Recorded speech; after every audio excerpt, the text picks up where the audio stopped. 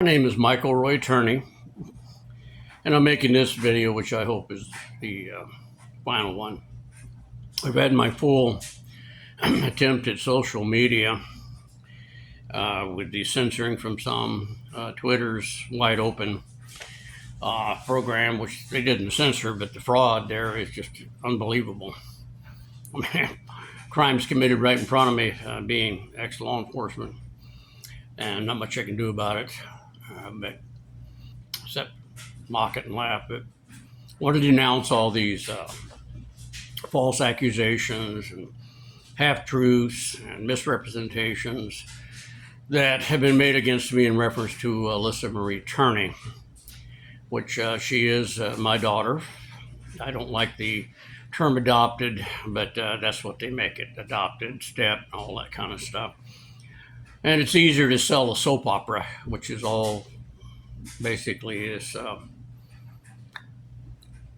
highway to information, or they call it social media, nothing but tripe gossip. It's a return to 1692 Salem, Massachusetts, where you can start hateful superstitions, rumors, innuendos, and lies, and people wind up being killed under the authority of the existing government there. In my case, just 13 years of wrongful imprisonment.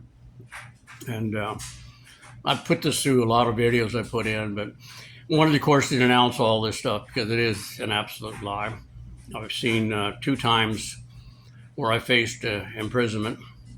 One time was just a coerced political thing that the only choice I had was to either take a plea bargain or they're going to charge my children with the crime that they charged me with, and decide who all is going to go to prison. So it's called coercion in my book. But our government has all kinds of these gray areas that make it unique. So the other one, of course, I was acquitted, but again, I had to be tortured for 3 years when there wasn't really any probable cause to initiate an arrest. And that's best described when Bill Montgomery, Maricopa County attorney in 2017, refused for 3 years to send it to a grand jury, sending it back to multiple attempts by the Phoenix PD, William Anderson, who's an absolute liar.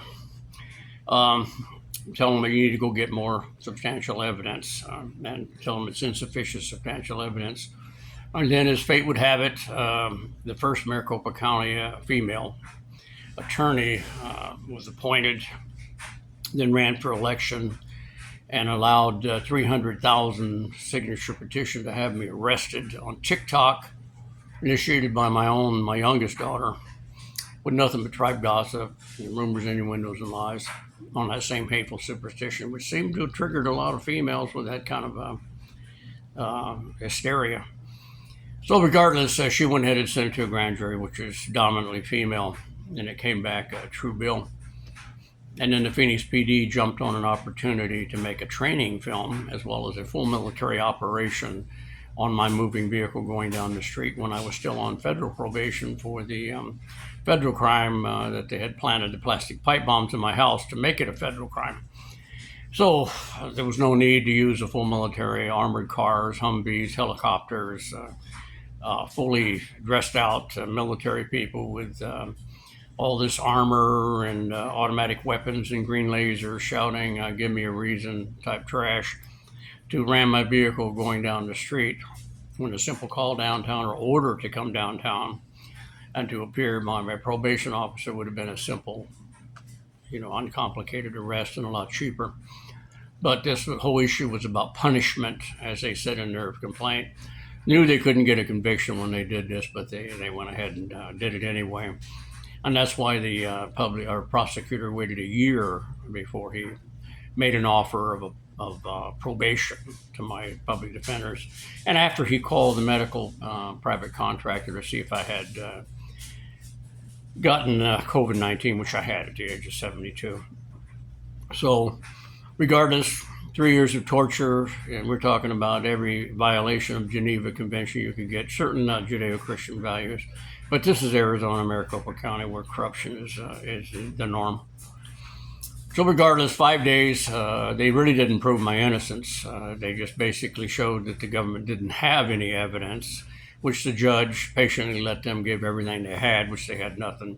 Every deceitful trick the prosecution could pull wound up in many motions for a mistrial, which again, had a conviction come in, they would have been overturned because they were that blatant of mistrials of violating agreements made over the 3 years. So regardless, what they did show, though, was that the two police officers, William Anderson and Stuart Summershoe, lied on the affidavit for the search warrant, and then Anderson lied to the grand jury. And on real key issues, which had all to do with Alyssa, whether she was learning impaired, which she was. It also had to do when she was tested by the state. We had her family pediatrician diagnosed her, the state tested her, and she had special classes, so she was nowhere near a normal student, as they tried to portray. She had multiple relationships going, not just one boyfriend. Just some of the key issues was basically that. And of course, they lied about the money she left behind, which the key issue on that was that she couldn't withdraw it unless I was there. And then, of course, they lied to the grand jury about that as well. And these are key issues that would make a difference whether you got a true bill or not. But the first judge we had was a female, and she refused to send it back to the grand jury, which would have kept me from suffering and being tortured for 3 years. But the whole idea of the arrest anyway was to punish. They knew they couldn't get a conviction because the U.S. Supreme Court says that cops are allowed to lie under oath, thanks to our war on drugs, crime, and otherwise. But anyway, I wanted to denounce all these things. To me, folks, I missed 13 years living in these institutions with this influx of the social media, as they call it, which is nothing more than a reenactment of 1692 Salem, Massachusetts witch trials. I mean, you can actually put somebody in jail and charge them with the crime if there's no evidence whatsoever, or little to none, or not enough to prove beyond a reasonable doubt that crime actually occurred. And we just had a major issue with this Diddy Combs, but this was a display to show you, and you should take this for what it's worth. Your government's lying to you, state, county, federal, all of these people, about their supposedly cleaning up human trafficking and sex slave trade. Sex slave trade, they might be a little bit, but most of that's prostitution, or taking females across state lines, which is the Mann Act, been around since a boxer. At one time, they wanted to get him, so they created the law. So regardless, as you see this makes it look like they're actually doing something with human trafficking, but American in Washington, D.C. would take a bribe from the devil if he had a checkbook. These people don't care where it comes from. They take it from human traffickers, drug lords, foreign countries, enemies of this country. There is no moral compass in Washington, D.C., and it's certainly ain't a swamp. It's a cesspool, and it's even worse than that. It's got serious diseases in it. It can't be cured other than just flush the whole damn thing. So, and Americans miss this. This Diddy Combs thing shows you that social media can actually force the government, or at least the government can use that for an excuse to arrest somebody so that you get the appearance that you'd have faith and trust in it, which you shouldn't have, because it's our judicial system, especially in the federal levels and most of your states, is politically compromised. It's really wrong to call it the Department of Justice. It'd be more like the Department of Injustice, or Department of Revenge, which is my entire case.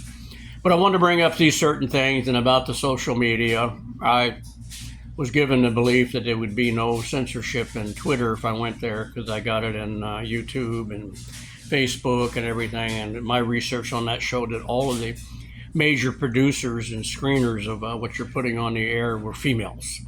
And with the female hysteria buying this witch hunt thing that all stepfathers always molest their stepdaughters was the whole premise of the motive allegedly by the Phoenix PD, which never occurred and was evaluated by the state of Arizona and unfounded. Of course, that was not brought into the trial. NBC didn't put it in. So, you're looking at a lynch mob type mentality.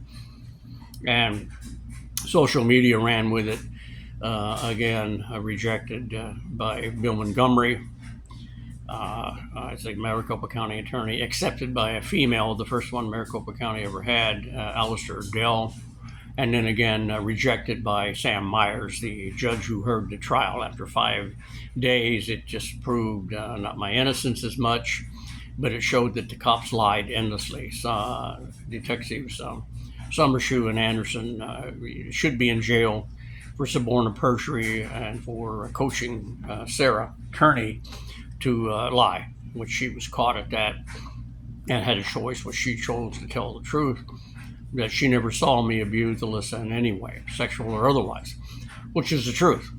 I mean, there's no way you can hide that kind of stuff from sisters. I don't care who they are. And all these other soap opera themes that they put out to gaslight you people all over the place. And apparently you bought it. So I wanted to denounce all that stuff, the half-truths, the lies, taking it out of context, using government powers, abusing it. But it is sad for me, especially after 10 years being out of the whole system, to come back to see this monster roaming around at any given time. If you get your social area that you live in and they want to destroy you, all they got to do is go to social media and accuse you of raping God. And, it flies. It goes overnight. The next thing you know, you've got this, what do they call that thing? My daughter had 1.1 million listeners come on when she put the story out to help the Phoenix PD. ABC and NBC assisted on this thing. And, you got a person that didn't commit any crimes to where suddenly I'm a convicted felon like the President of the United States. And if you look at how he was trumped up, the term, into it using the state and not the federal, which would have opened the door to get everybody in D.C. for the things that he's accused of. So, you got a hell of a bunch of people as convicted felons, large in prison population. That alone tell you that the government's really in bad shape. A lot of corruption, a lot of people. You got all these multimillionaire entertainers that call themselves news media people that are pushing these two billionaires' agendas. And it's all BS.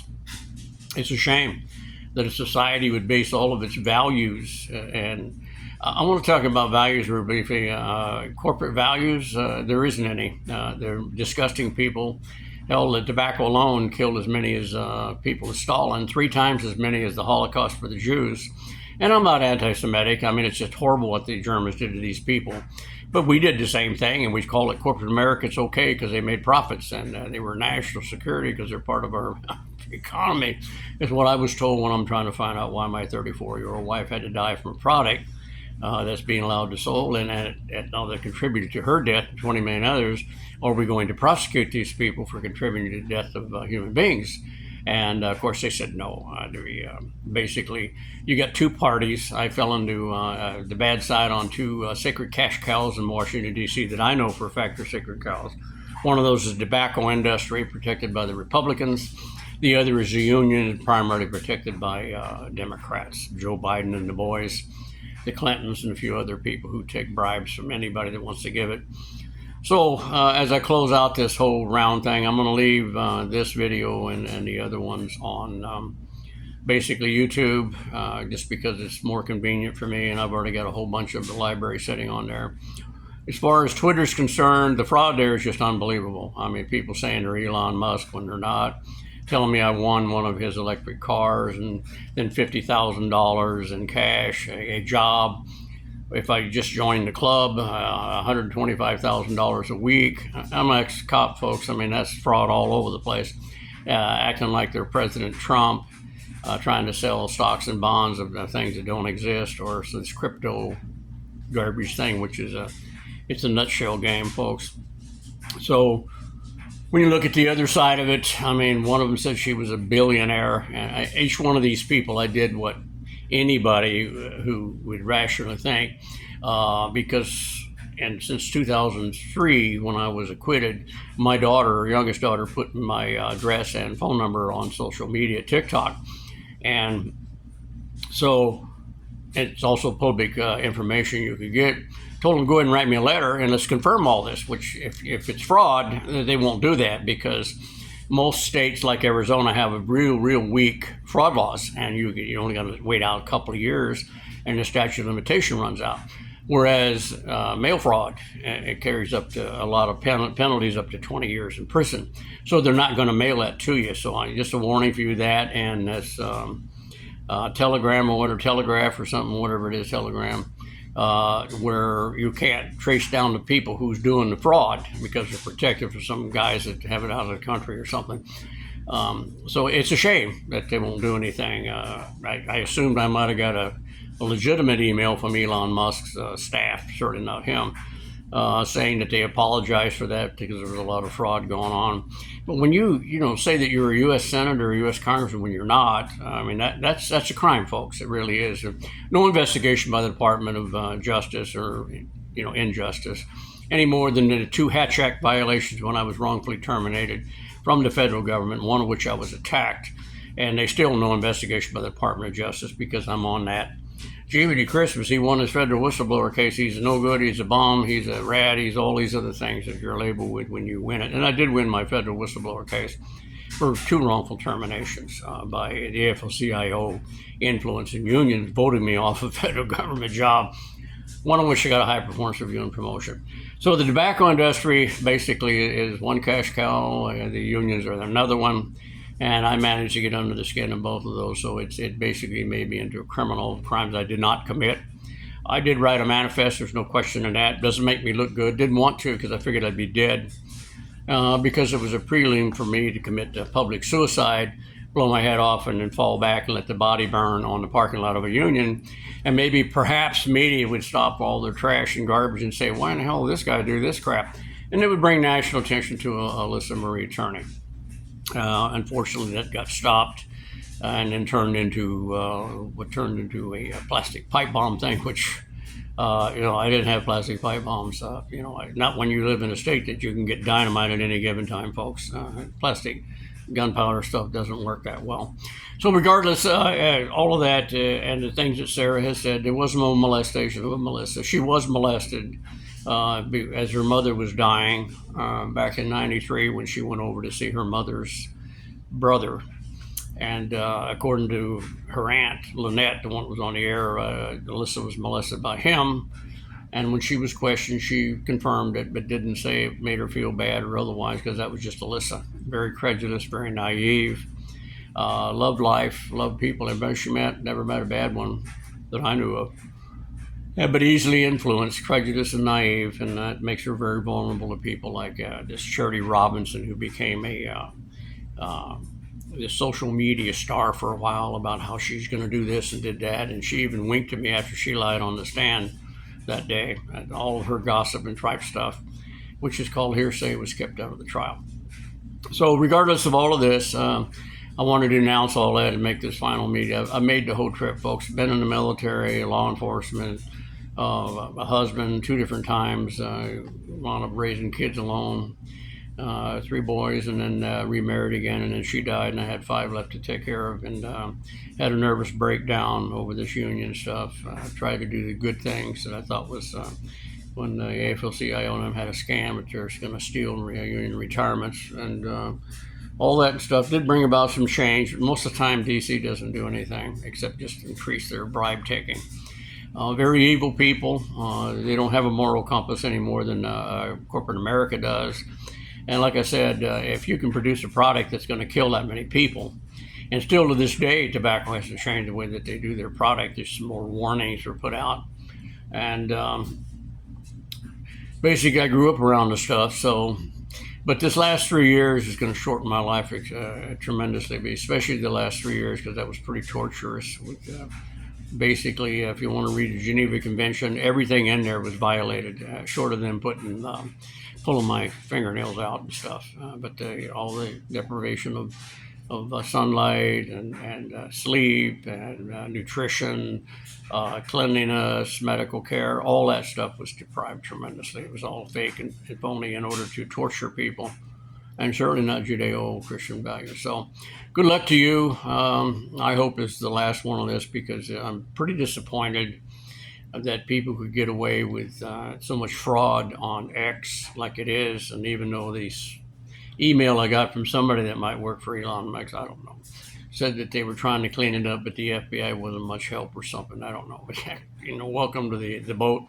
FBI is basically a puppet, and whoever puppet master is pulling the string, whether Republican or Democrat. And neither one of these parties are worth keeping, folks. We need to ditch them both. They got us so damn divided. It's like the Civil War. They all vote party line back and stuff with their trash and their garbage. And, it's just that there's a lot of good Americans. We're the greatest people on the planet. Because we come from all over the planet, we really need to tap that source and get some better Americans in there who want to be patriots and loyal to this country. Drive there, like I said, in a Pinto station wagon, serve several terms, and then drive home in that Pinto station wagon, not having gold mines and inside traders, what do they call it, inside trading, all this other kind of stuff that would be a crime for us, and all these offshore bank accounts that are being covered up, even by your own Department of Justice and various other things. So did put in and ask, Trump's Attorney General to look at my case under Susan R. Bolton, who out of 25 judges, suddenly after she took the bench, wound up with everything I filed. And I filed a lot of constitutional issues because Arizona is an anti-civil, anti-constitutional state. And very successful in all of them until she took the bench. None of them was successful. She violated Brady right from the bench, wouldn't even acknowledge that the Phoenix PD destroyed a tape recording of the original search warrant, which I was claiming they planted the plastic pipe bombs, and that would have shown yes they did or yes they didn't. But they destroyed it, and it didn't mean anything to her, which is, if you know anything about the Brady decisions, that's a major one, destroying evidence that would be favorable to the defense, especially the way I pled not guilty. And that was coerced because they told me if I didn't take the plea that they would arrest all of my family or all the people living in the house at the time, and all of us would go to jail. So that's coercion, whether you paint it any way you want to. But regardless, that she wouldn't give me the evidence so I could at least go to trial and fight the thing. So I just took it what it was, and the plea agreement was she more than doubled that and sentenced me to where I couldn't even be held in Arizona, showing the political side of the whole aspect of it. And we have a lot of federal district judges, not just picking on Donald Trump, that need to be removed because they're really detrimental to our Constitution. Because thanks to them and the wars on drugs, crime, and terror, are basically your inalienable rights have turned into nothing more than privileges based on whether or not the bench wants to give them to you or not. And Susan Bolton didn't give me any of it. And not a damn one of them, not a speedy trial, evidentiaries, not Brady considerations, none of that. And more than double the sentence that we agreed to by the prosecution, and said that because you signed an agreement that you waived all your constitutional rights, which under the U.S. Supreme Court, you can't waive them forever. If evidence comes to prove that there was fraud committed in base, which my case is absolutely nothing but fraud. So we'll see. I expect to hear nothing from them. I'm going to die a convicted felon. Of course, the president won't, but he is part of a multi-million people. And there's just, I wish America could turn around and do something. We'll see what happens with this. But even if Trump's a miracle man, folks, he can't do it in 4 years. Can't do it in 8 years. You got 60 years of nothing but just wide open corruption, 3 assassinations in the 60s. I mean, the kind of worst kind of thing you'd ever want to examine happened to a nation that's based on freedom, which we really don't have. You forfeited that in order for the alleged security that your government's going to provide you, which they don't give you either one. Good luck to you.